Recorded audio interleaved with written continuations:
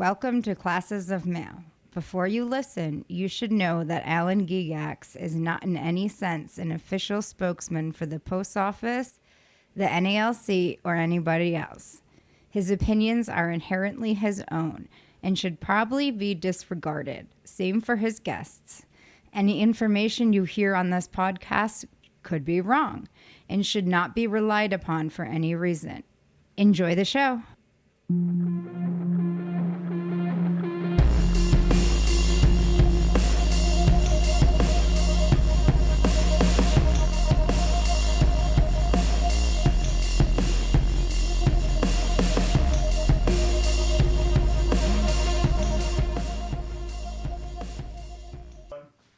Hey everybody, welcome to another episode of Classes of Mail. My name is Alan Gigax, and I am here with business agent from Region 3 and presidential candidate for the NALC National President Office, Mike Caref. Mike, say hello. Hello, everyone. All right, good deal. So the reason that I have you here is because a couple weeks ago, we read on Classes of Mail the OIG report. And Region 3 figures pretty prominently in the OIG report with some very substantial grievance settlements. And so I had reached out to the president of Branch 11 in Chicago, but she wound up not being interested in coming on the podcast. And so you know what's going on in the Chicago area because that's your home base.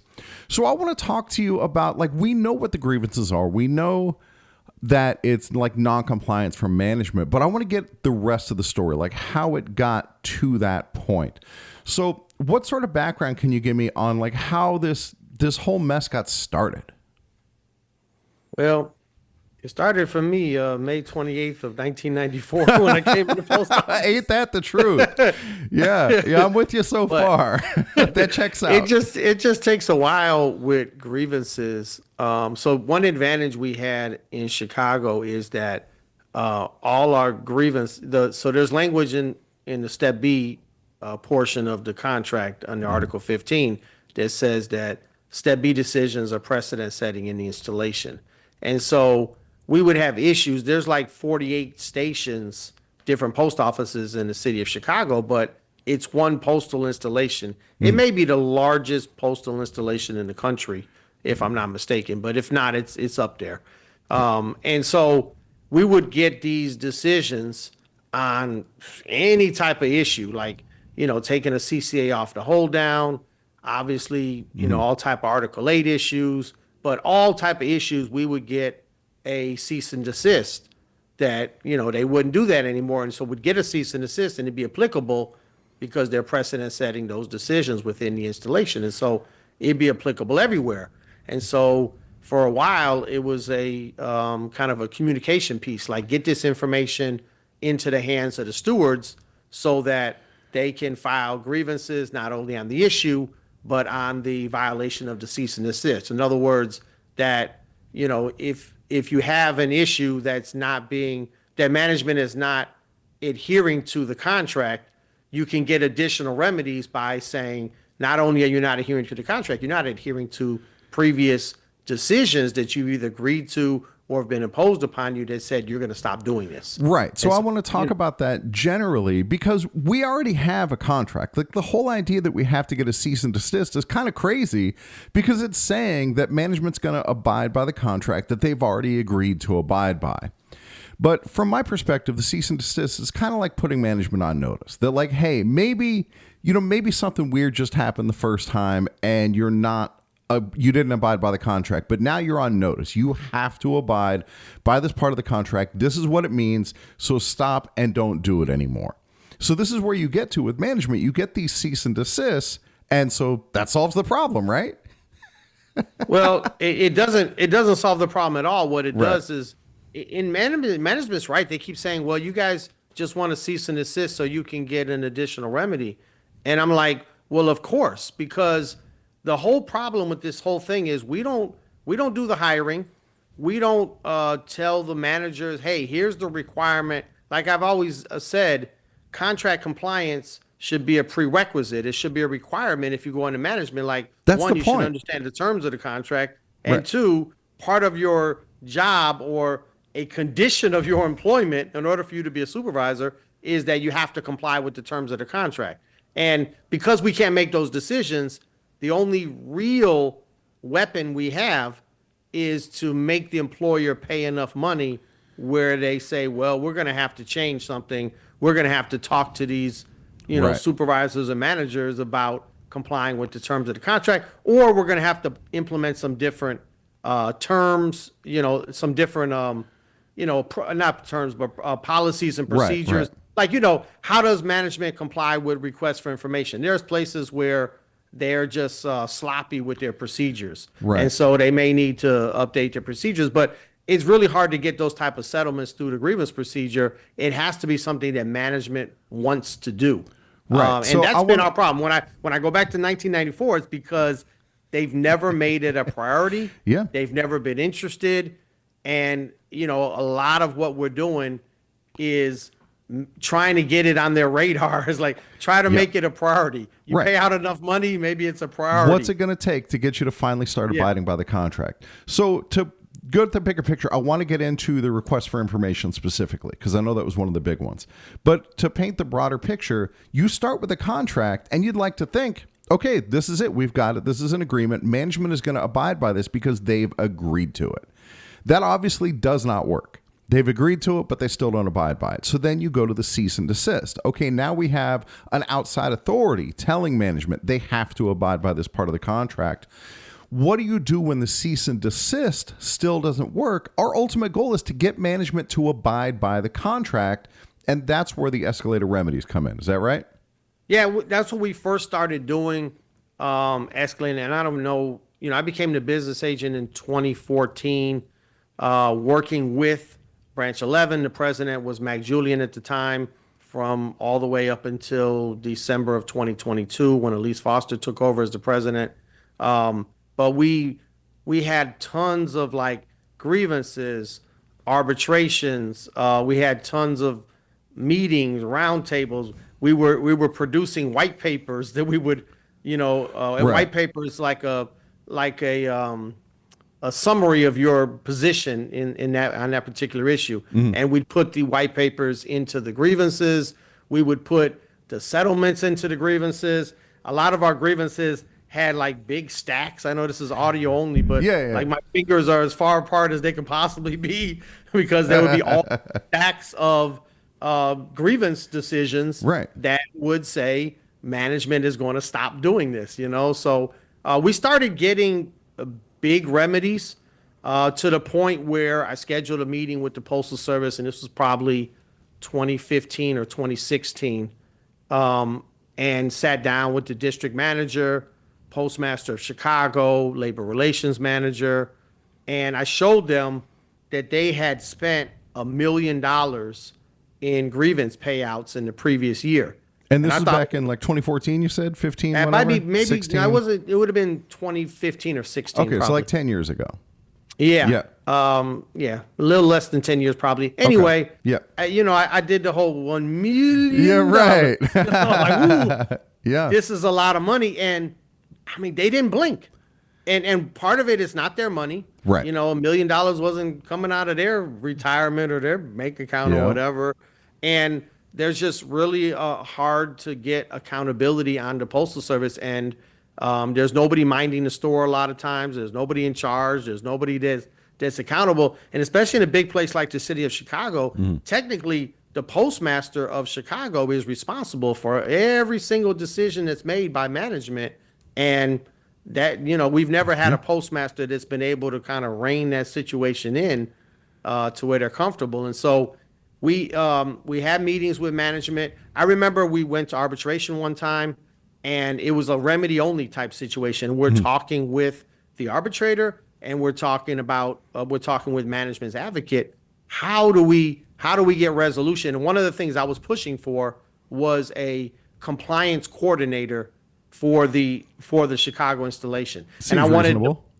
Well, yeah, and I wanted the post office to have one person, and I wanted us to have one person. There was like a steward who obviously they would pay because they pay us for steward time, but they would pay that steward to sit at the Union Hall, and all of the stewards from around the city or whoever, would let them know, either email, call them, let them know about an issue. And we would have a person with the Postal Service that we could go to immediately and say, hey, they took this person off their hold down. This is an ongoing issue. Can you fix it?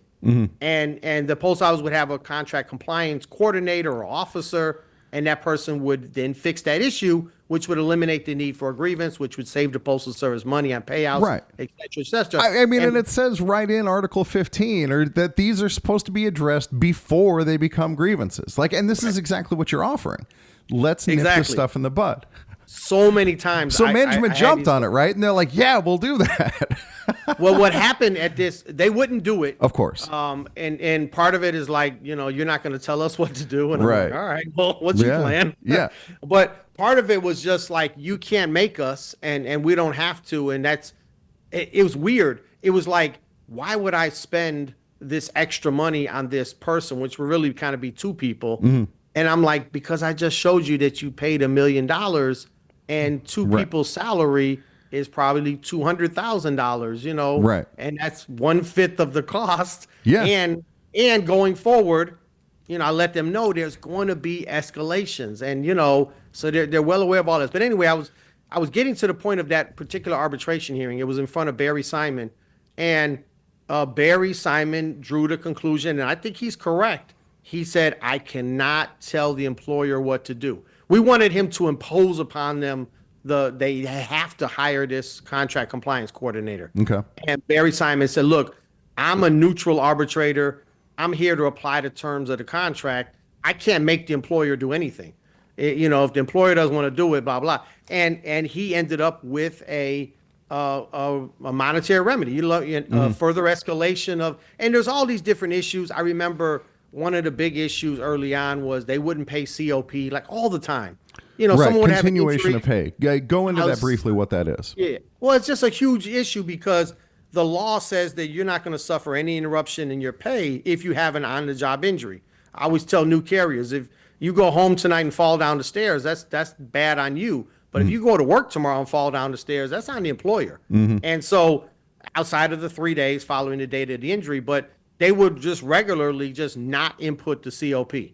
Just not input it. Wow. And the person would be off work, they'd be injured. And so it happened time and time again. And we'd go to arbitration. At one point, every carrier was getting their COP paid. Mm-hmm. And additionally, they were getting $5,000 as a result of the post office continuing. Oh my God.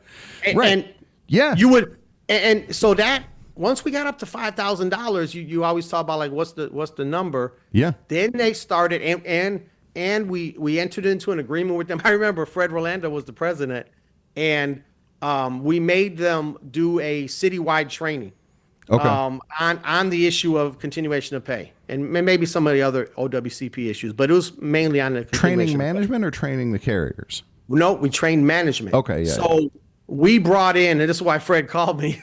He's like, let me get this straight. We agreed that we're going to spend our money training them on what they're supposed to do anyway.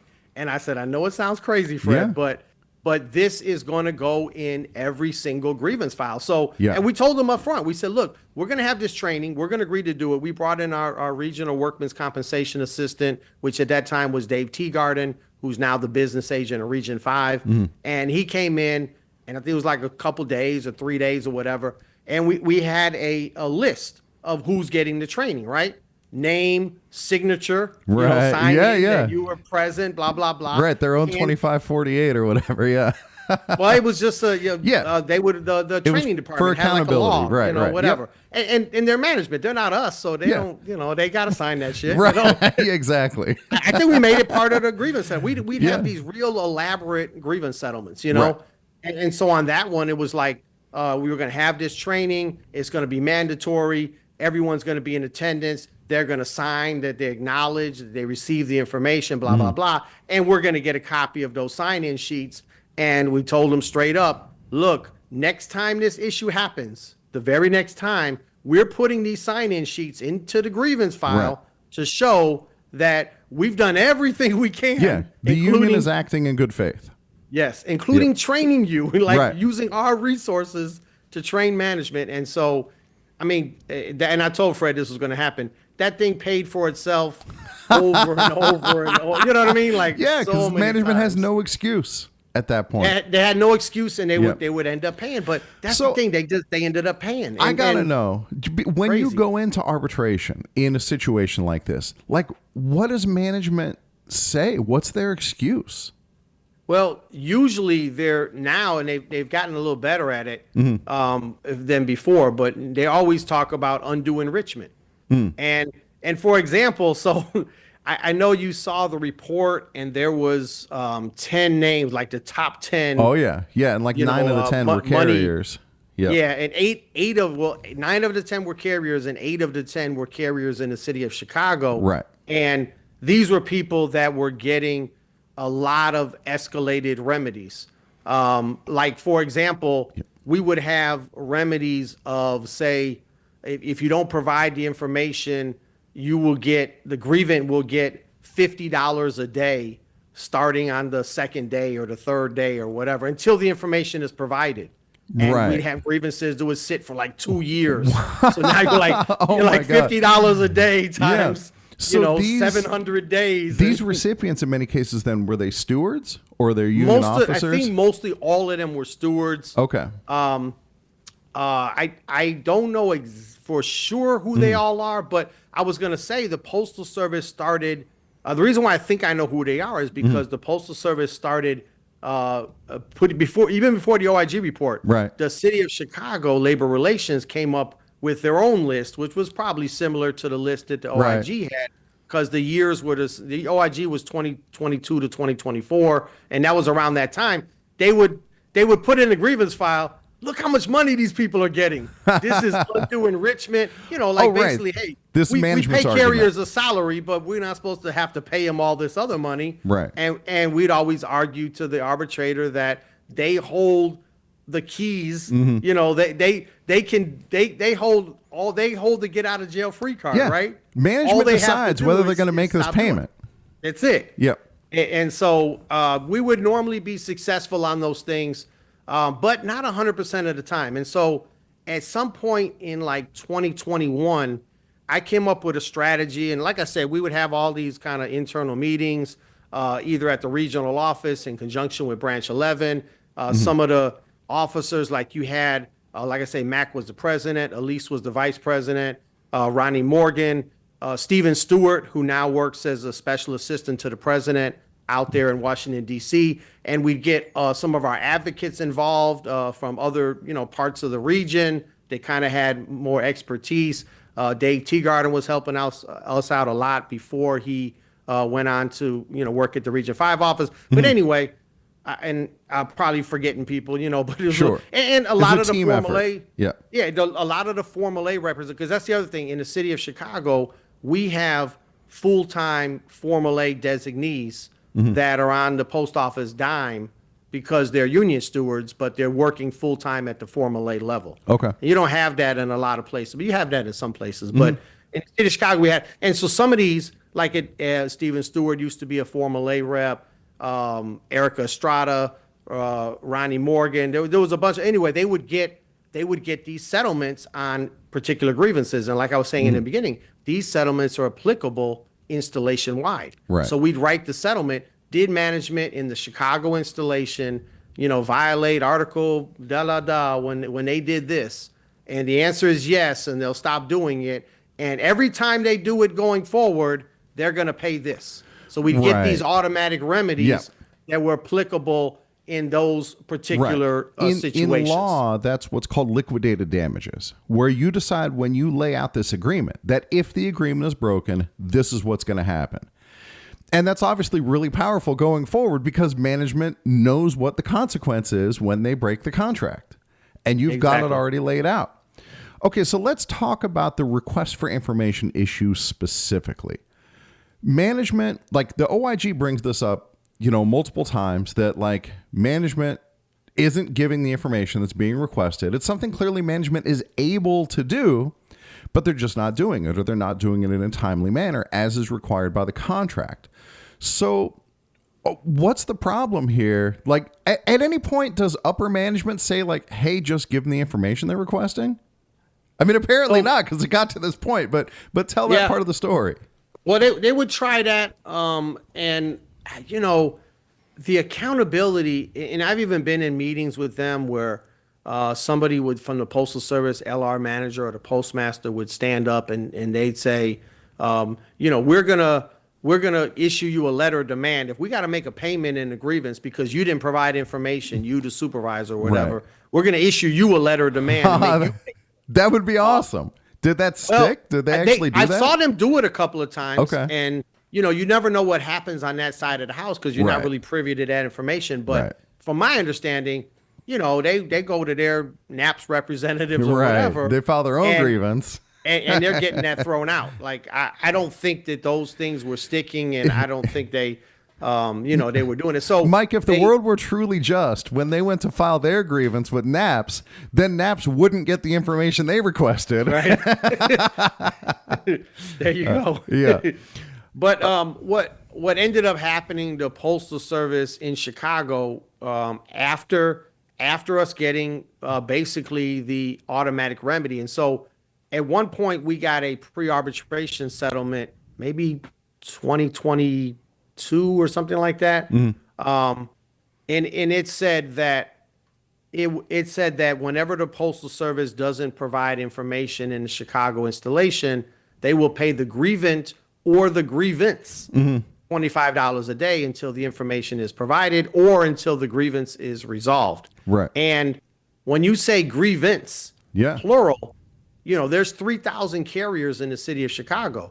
And a lot of times you have class action grievances, either stemming from a station. It could be a citywide class action grievance. So sometimes you have a lot of grievance and you have a lot of days, and those payments would really, really add Wow. up when they're not making them. And then you'd have the issue where a lot of times they would not resolve the grievance or even meet on the grievance at a particular step. And of course, when that happens, we move it to the next step, and Right. the clock is still ticking. We call that a ticking time bomb. That was our name for those kind Yeah. of grievance. Like, look, there's a ticking time bomb here. And we even had some that the Postal Service would, like, let's say it gets to step B and they would impasse the issue. They would have a disagreement. And I would say, well, don't you at least want to provide the information? Like, you know Yeah, what I mean? right. Whether you agree Stop or not this on resolution of the register grievance. from stacking up. Yeah. Well, you know this- how they use the term "stop the clock." Yeah, right, We would- exactly. We would use that in the grievance process. We're like, don't you want to stop the clock? You know, like stop the damn clock. And so, Oh, my God. eventually, they figured that they were not going to be able to get a hold of this, and so they hired 3 people in Hey. the city of Chicago to fulfill all the requests for information. And initially, we actually have a dispute about it, but it, you know, I think we've kind of won the dispute. But the dispute was whether or not they wanted us as the union steward to log on to our, you know, get into the system and submit an email electronically with the request for information. Right. And we're like, look, because they had this special team that was like Right. working. So they that- want you to send it directly to the team. Yeah, and I'm like, that's what you got your supervisors for. Like, Yeah. you're not gonna put an impediment on us, Right. on what we have. You're not gonna give us another step and another hurdle. This is your damn problem. Exactly. You know, Yeah. if this is your resolution to the problem, just instruct your supervisors that when they receive a request for information from Pass a it union along. steward and Yeah. they sign for it, they have to pass it on. And so The great irony is in many you know. cases, the amount of time it takes them to like put that in an email and forward it, it's probably about the amount of time it would take to just give the information. Yeah, this, you know, look, so Yeah. many times, even when I was a steward or I'd be in a post office and there'd be a dispute about some information, Mm-hmm. and I'm like, press print, you know, Right. click, let's go Yeah. here. What Yeah. the hell are we talking about, man? It is wild. Okay, so we go back to you got this big team together with all these arbitration assistants and all these formulae and so on. Is this where the non-compliance roadmap came from? Yeah, so the non-compliance roadmap is basically 2 parts. One is arbitration awards, the main one being an award from John Obie, and there's a couple other ones in there. And the second part is subsequent to those awards, I wrote letters to the district managers and the LR managers in That's labor Illinois relations, 1 and yeah. Illinois 2. Correct. I'm sorry, labor relations and the postmaster and the district manager in those districts. And what I said in the letter, and if you go to the non-compliance roadmap, which is on the careforpres.org website. It's one of the tabs. And you look at the letter that I wrote, what I'm writing as I'm saying, look, this is a prevalent issue of noncompliance across the board. I'm asking you as the person in charge here to have a joint training along with the NALC so we can make sure that everybody knows what the rules are as far as providing information, meeting on grievances, complying with grievance settlements, etc. So that we make sure, kind of going back to that concept we had earlier with that OWCP issues and trying to implement that and getting the Postal Service on the record as far as them giving that same instruction to their subordinate managers and supervisors. And in both cases, if at least for me, in Illinois 1 and Illinois 2, both districts refused to engage in that type of training. And so Jeez. I took the copy of the letter that I sent to those districts and I provided that letter along with a cover letter to all of my branch presidents. And I said, look, I tried to engage with the Postal Service to resolve this issue. It's apparent that they have no issue, that they have no interest, or they're not going to make this a priority whatsoever. And therefore, when you file your grievance and it's an issue of noncompliance, please include a copy of this letter so that everyone is clear on the steps we've taken, and ask for a compensatory remedy to get the Postal Service in line in the future, because asking them to work with us on the issue hasn't worked. Right. The arbitration awards that we've received haven't worked. And so here's where we're at. But it's giving the branches the opportunity to get those escalated remedies. And look, and I'll tell you, and you see the big numbers that were in that OIG report. And, on the one hand, there are some instances where they improved upon their processes, like providing information. They're doing way better providing information in the city of Chicago. I wouldn't say it's 100% licked, but they're doing a lot better. Okay, that's something. But at the same time, our carriers are getting paid a lot of extra money. And so, it's a little bit more palatable when you're in that situation. It's like people will call me up and they'd say, they're fucking not paying me the COP. I'm at home injured. I fell down the stairs. They tell me their sob story. And I say, look, this is horrible. We're filing the grievances. I'm going to tell you what's going to happen here is at the end of the day, you're going to get paid all the monies that you're owed plus an additional $5,000. Yeah. Yeah. And so okay, right. that kind of, it takes some of the sting out of it. Yes. Yes. That's an interesting thing for the rank and file carrier. With the request for information issue, this is a frustration for the steward, not necessarily as much for the grievant. It's frustrating for the union. And so for the grievant, this really helps because, they're not the one having to deal with the frustration, but they wind up getting kind of the shrapnel from this settlement. But for carriers who are being violated on Article 8, for carriers who aren't getting their OWCP, these carriers are, in some cases, suffering irreparable harm. And, time that they can't get back, bills that they can't go back and pay on time.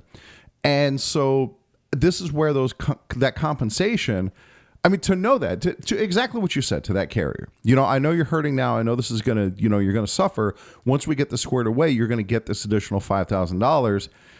To your point, it does take a lot of the sting out of it. And it's a credit to what you guys are doing there to try to unfuck what management is fucking up.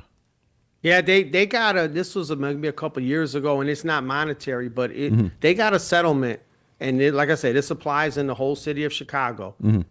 And I'm trying to think the exact wording, but basically, you're having all these issues where you put in for sick leave, they don't pay you, they don't handle the leave request properly, and your check ends up being short, right? And so you got to do an adjustment, and you get paid on a later check. But like you said, that kind of it doesn't really solve the problem. And so we had this issue happening over and over again. And finally, they were able to get a settlement that said anytime management doesn't properly handle the leave request, they're going to fix it by giving you administrative leave for that time. Nice. And crediting you your sick leave or your annual leave. And like I say, that's applicable in the whole city of Chicago. That's so awesome. Every time that happens now, it's like, okay, you don't want to put in my sick leave. Now it becomes admin leave, and you're still going to give me my sick leave. And you still got to pay me. Yeah. That's awesome. And has that helped? It's a great settlement. Has it helped with compliance?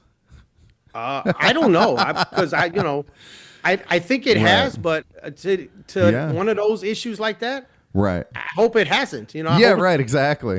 Yeah, let so, the carriers get the we'll take windfall. the admin leave. Yeah, In that exactly. situation, it 100% resolves the issue Right. in our favor, and that's kind of something we wanted. The other thing that we haven't talked about yet was we started working really hard on trying to get payment to the union, and we would argue in front of different arbitrators about a payment to the union, and the Postal Service would say it's not appropriate, and we would argue about how much we're undermined as a union. We're an open shop, right? Who the hell wants to join an organization that signs a contract and they can't even enforce the terms of their own contract? Right. So you're undermining our positions. You're making us exert an extreme amount of resources. We're having to do trainings. We're having to file grievances, sometimes off the clock, and depending on the circumstance, we're having meetings, whatever. We're exerting all this energy into getting you to comply with the terms of the contract, which is something you should be doing automatically. And so we started asking for payment to the union, and we were getting it in some grievances, and some grievances we weren't. But what we started doing was we would build up the number of times when there would be a cease and desist, where there would be a payment to the union, where there would be some strong language from step B or from an arbitrator or whatever. And we're building this file. We come up with this white paper, and the white paper, I think initially I wrote it, and then a couple of the people helped me out and made it better, but we put the white paper in the grievances, and we asked for an automatic remedy to the union anytime the Postal Service doesn't comply with a grievance settlement or a cease and desist order. Wow. And so we'd ask for that as the remedy, and we wouldn't get it a couple of times, but we kept improving on our grievances. And eventually we got this issue in front of John Obie in, I think it was the fall of 2022. And he agreed with us. Nice. He agreed with us. And it was because it was so overwhelming that everything we've done, I went to the hearing and testified. And everything I'm telling you here today, I told all these the steps you've taken. Yeah. Exactly. Laid out the whole road, and it was all in the grievance file, this whole roadmap or whatever. And Hope Miles was our advocate, and she she wrote a brief on the issue. Well, we all kind of helped out with the brief. But anyway, we laid it out for the arbitrator, and if, what happened is he gave us that award. And that award, I don't know of any other award like that. And it's up on the website under that non-compliance roadmap. Right. But what that award says was, due to the repeated history and due to this issue never being resolved adequately by the Chicago Post Office, going forward, and it's in perpetuity, there's no deadline, going forward, every time the Postal Service violates the terms of a grievance settlement or violates a cease and desist order, they will pay the union $2,500. Wow. Yeah, and that's probably, they've probably paid the union in Chicago maybe $12 million since then. Oh my Something God. like that. Millions and millions of dollars just to the union, and that's separate from any award that's due to the carrier or the grievant or the class or whatever. That's just an automatic. And what we thought would happen, like you said, well, that's going to cause them to kind of redo their procedures, and it has in a little bit. Like, they're putting a lot more energy into the grievance process. They have like 10 full-time people just working on grievances in the city of Chicago for management, plus the people that are supposed to provide the information. Right. So they've put some resources into resolving issues so that they don't keep having the same problem over and over again. But they didn't really resolve the problem, because in a lot of cases they were just paying the $2,500, just paying the $2,500, paying $2,500. And now that issue is going to come up under the interpretive issue. Right. So that's one thing that's going to put the kibosh. Right. Well, Until that that interpretive issue gets resolved. Right. Exactly. All this stuff is put on hold, which of course is probably a big part of the motivation for filing that interpretive dispute. Yeah, I don't think it's a coincidence that came out after that OIG report. Exactly. Yeah, I don't think it's a coincidence either. But I'll tell you one thing, and I don't know if I don't want to forget to say this, but please. One thing that I really, really wanted to happen was for the national union to take this issue up. And when you go into the collective bargaining process, you try to get some stronger language in Article 15, and then you say, and I try to do this locally as well, where I would say, look, I have this automatic remedy in perpetuity that you're going to have to pay from today until the world stops turning, right. we can enter into a new settlement that sets up policies and procedures that are acceptable to the National Association of Letter Carriers. Now, Right. you're going to have to, and I told him, I said, you're going to have to wake up in the morning and go to sleep at night, making sure that you're complying with the terms of the Right, contract. right. You're going to have to come into work and check with the union steward and say, hey, Madam, Mrs. Stewart, do we miss anything? That you got all the Yeah. information you need? Are we supposed to have any meetings? Anything we're doing wrong? So- Like, you're going to have to make an effort here. But I was willing, if you codify what that effort is and what those policy and procedures were, I'm willing to let you out of all of these automatic remedies. Right, because ultimately we want them to and they comply with the wouldn't do it. contract. It's so wild. And they wouldn't do it, and the National Union never tried to negotiate better language in Article Right. 15. In the, during that process, we were like 2 years in negotiations, all the way from February of 2023 till October of 2024, and we made no progress at all on Article 15. And so now we have the same issue. And so now the Postal Service, at least nationally, has pushed back and said, we don't even think that these remedies are appropriate Right. under the law and under the contract, which they're going to lose that. I mean, course. there's really no way they can win that, because when you're talking about a remedy is subjective. Yeah. It's in the eye of the beholder. And if the person feels this is the appropriate remedy, they have that authority at all levels, including an arbitrator, to award that remedy. And so how do you try to win an issue by saying that, this remedy is off the table? You cannot have a remedy that pays. In this case, they're trying to make the argument you can't have a remedy that pays a union steward or a remedy that pays the union itself. And I don't see them winning that. But No. And in if the they take meantime, that our away, shit's on hold, though. right. If they take that away, then the union becomes almost completely toothless, and management can just violate the contract at will. We're Which- back to collective Collective begging. Yeah, that's exactly Instead of right. contract enforcement, we're back to begging Yep. them to act right. All right, And so- that's, So to wrap this up, tell people one more time where they can go to find the non-compliance roadmap, and listeners, this is also where you go to support Mike Caref's run for president. So where do they go? Yeah, you go to carefforprez.org, CAREF, the number 4, PREZ.org. In there's a bunch of tabs. You can also go look at the platform, which you've read here on this show That's true. before. You can listen to the platform. You can watch it. You can read it. You can go to the non-compliance roadmap. That's a separate tab. There's a tab if you want to get involved in the campaign. We're always looking for volunteers, people all over the country helping out. If you want to make a donation and whatever, there's a bunch of different tabs in there. There's a tab for resolution, and we want to improve upon this, but there's a tab for resolutions and amendments that are going for to the come convention. up at the convention in Fantastic. 2026. Want to make sure everyone's aware of those, and they're having those discussions within their branches prior to us getting to Los Angeles. But there's a lot of stuff on the website, and I would encourage you guys to check it out. But that non-compliance roadmap, you'll see the arbitration awards, you'll see the letters that I wrote, and you'll see the language. Like when John Obie wrote his award about that automatic $2,500 payment, he explains, in detail the history and all the things that transpired and what my testimony was, et cetera, et cetera. So it'll give you a really good idea of, the roadmap of how you get there. Yeah, yeah. And, listening to this episode, people hear the results. They hear what's been accomplished in Chicago.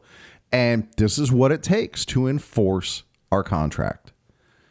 So, And not, it wasn't just Chicago. It's just Chicago is a big place. yeah, that's kind of the example, but yeah. Exactly. But there's a lot of our branches that have been able to get bigger and better remedies that have forced the Postal Service to change their behavior. And sometimes it's easier to change a postmaster's behavior in a particular post office.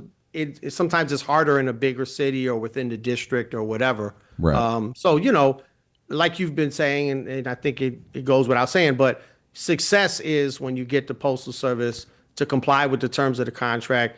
But success is you don't have any grievances to file. That's it. They're doing exactly what they're supposed to be doing, and everybody knows what the terms are. And if there's a dispute, you sit down, you talk about it, you resolve it, and the process works the way it's supposed to work. Which right now it is not working the way it's supposed to work. Agreed. I think that's a good place to leave it. So, Mike Caref, thank you very much for coming on to Classes of Mail. It's great insights, great guest as always. And everybody, thank you very much for listening, and we will catch you all next time.